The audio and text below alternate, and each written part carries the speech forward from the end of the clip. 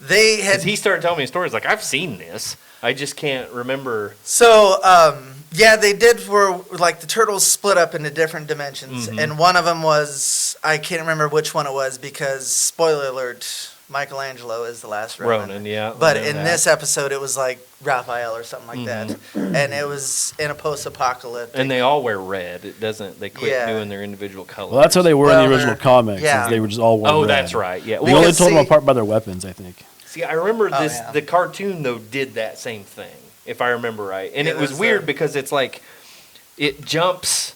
Like it does the Last Ronin, but I think it also does the whole thing where they're all just red and you can't tell them apart. And then like it was a weird. They did like a multiverse kind of thing, right? Yeah. It's like you get like 2 episodes about this part of it, and then 2 episodes about this part of it, and like if I remember right, the animation styles kind of changed between them and stuff. But anyway, sorry. The thing about Last Ronin is, even though this is a comic that's going on currently, it was an idea that Kevin Eastman and Peter Laird, the co-creators, they had came up with this story before, like when they were still writing the original comics. Gotcha. They came up with this as like the last Ninja Turtle story, but they never, put it out or anything like that. Yeah. The 03 cartoon, Peter Laird worked on it. Gotcha. Okay. And so I think he was adding that idea in there.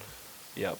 That's what I remember it from mostly. Kind of like, I mean, Batman the Animated Series also did the graphic novel that is called Dark Knight Returns. Dark Knight Returns. There's 2 movies of that, like 2 animated movies of that. That's right. They're good movies. Yes, right. And they just randomly did like 2 episodes in the animated series towards the end that did all that, and it was the same type of way though. They changed, like they made the animation match the comic a little bit more.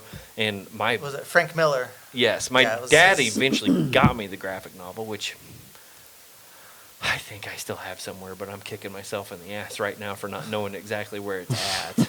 I read it more than once, and it's fantastic. Like, I absolutely love it. But I remember that cartoon, like, really did it justice. I mean, it's almost the exact same. I remember watching that episode thinking, man, this is weird. Sweet. Weird, but freaking sweet. And then realizing, this is actually a classic story. Yeah.